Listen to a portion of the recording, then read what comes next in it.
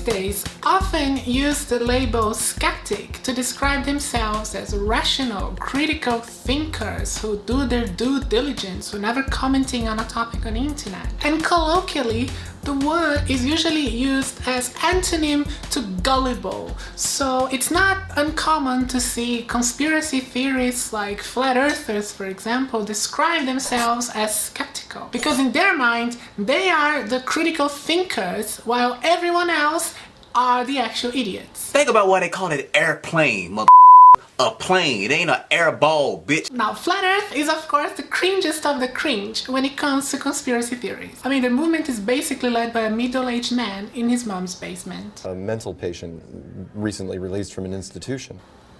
But you have to hand it to them that they are in fact challenging one of the most well-established beliefs. So in a way, they are being skeptical because they are casting doubt into something that most of us just take for granted. Now the problem with flat earthers is that they don't apply the same level of skepticism to their own beliefs, and that's why they fail as skeptics. Now we tend to immediately disregard over-the-top conspiracy theories like the flat earth due to the sheer ridiculousness of it. I mean, even crazy conspiracy theorist Alex Jones doesn't believe in it, but he believes in some really crazy shit. What do you think tap water is? It's a gay bomb, baby. I'm up here bashing it because I don't like gay people. I don't like them putting chemicals in the water that turn the friggin' frogs gay.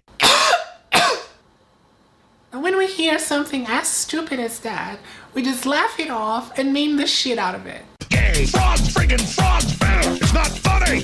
I'm gonna say it real slow for you. Gay. Frogs. As stupid and ridiculous as this conspiracy might sound, there is actually some truth to it. A 2010 study found out that the herbicide Atrazine caused male to female sex reversal in 10% of frogs that were exposed to it. And previous studies in people found a link between the same herbicide and ovarian cancer, developmental problems in males, and other complications related to sex development. And the main method of exposure to atrazine was through the contamination of the local water supply.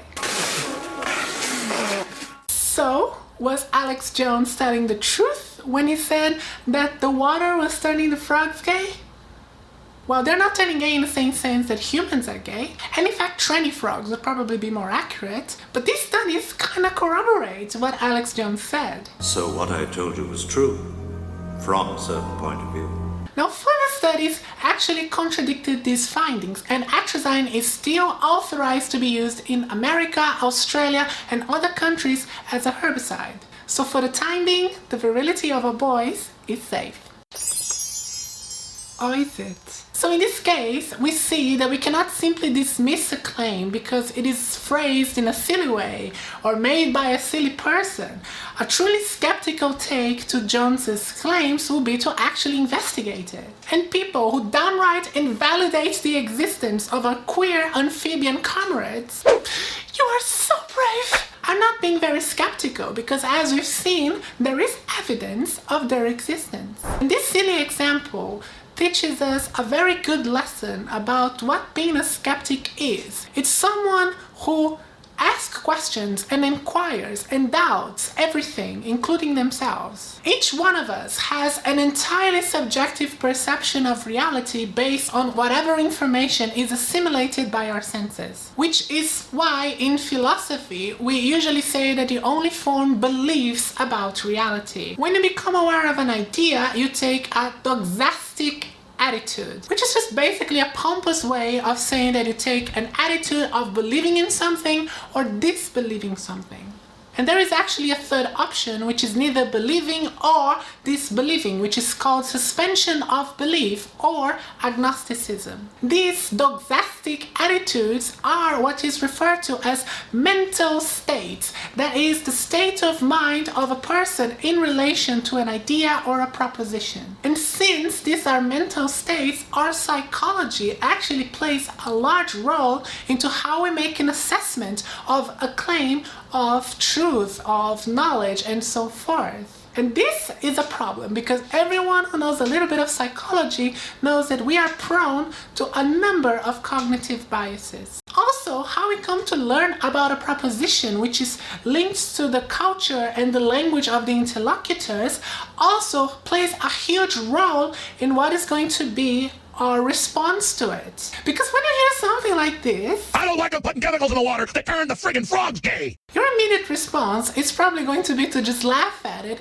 and completely dismiss it. But imagine if instead this same claim about the frogs were presented in this way. Potent herbicide called Atrazine, manufactured by the multinational biotech company Syngenta, is linked to male-to-female sex reversal in frogs, according to a study published by the peer-reviewed journal Proceedings of the National Academies of Sciences. Now, you probably wouldn't be so quick in invalidating the existence of a queer amphibian sisters, would you? Because now the language makes the claim seems much less far-fetched and much more credible. But to a rational person, the language that is being used to present a proposition shouldn't make that much difference, because what matters is the content of the proposition and not the language, because the language is just the package by which a proposition is presented. What really matters is the content.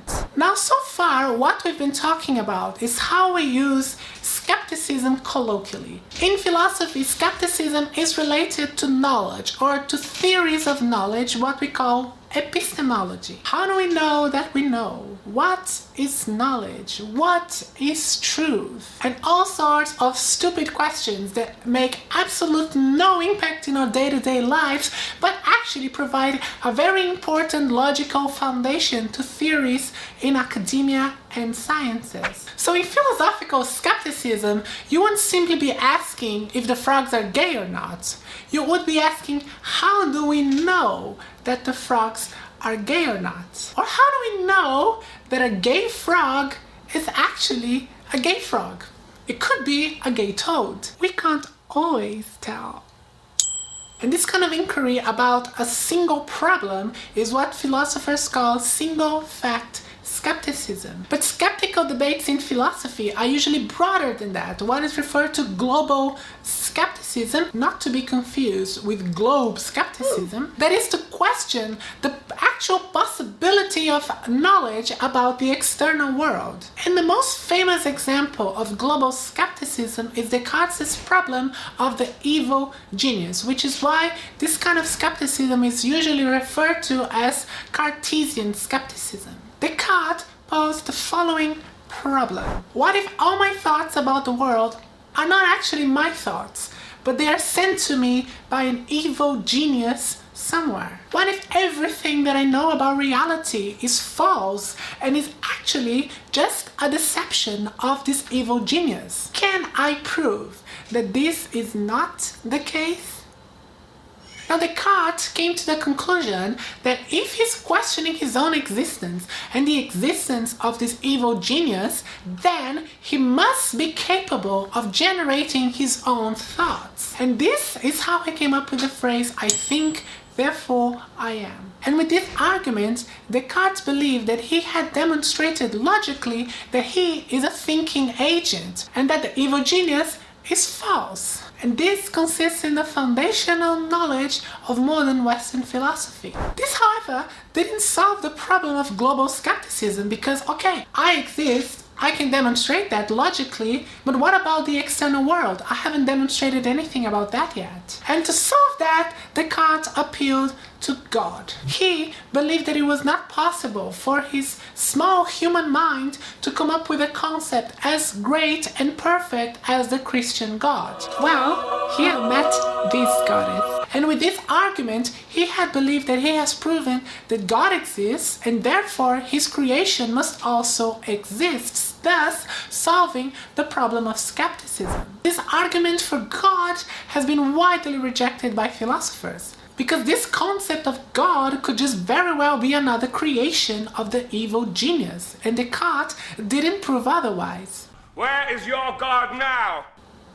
Another kind of counter-argument to Descartes' apparent solution to the problem of skepticism is the brain in a vat thought experiment. Now the proposition is quite similar to the evil genius one. What if all my thoughts about reality aren't real, but are instead generated by a supercomputer connected to my brain being kept alive in a vat? And if this concept sounds familiar, it's because it's basically the plot of The Matrix, which, side note, was authored by two brothers who have changed their gender and they are now two sisters who often drink water. Coincidence? I think not.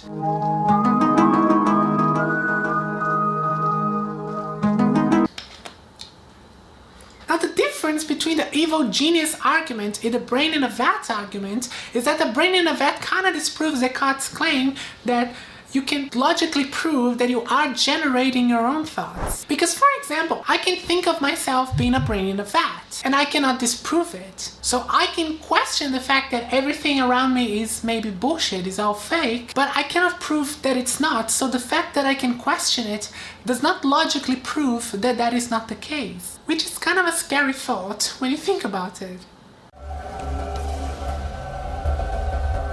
On the other hand, unless I red pill and escape the matrix, I will never know whether I am a brain in a vat or not. And since I cannot prove that I am a brain in a vat, which is the bad scenario, or that I am not a brain in a vat, which is the good scenario, I should take an agnostic position when it comes to knowledge about reality. So a skeptic will say that our claims of knowledge about reality are not really knowledge about reality. And that is why skeptical philosophers will say that knowledge is a subset of belief. What we have are beliefs about reality, and those beliefs that we are very sure of and we have no really good reason to doubt are things that we're gonna call knowledge. Ultimately, they are beliefs and we cannot be 100% sure of it because we could be a brain in a vat. However, some skeptics will also be skeptical about that, which is like skeptic inception. They will say that we cannot claim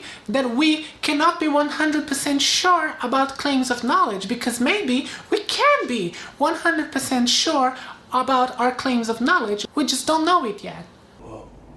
Now, these kind of skeptics are referred to Pyrrhonian skeptics, and they're like the OG skeptics. Pyrrhonian skepticism is a school of philosophy that exists since ancient Greece. Like it's the case with most of these Greek divas, the school is named after its founder, Pyrrho. But this idea of questioning everything and suspending judgment is actually not original from Pyrrho. It is believed that Pyrrho himself was taught these ideas by Indian philosophers when he went to India during the expeditions of Alexander the Great.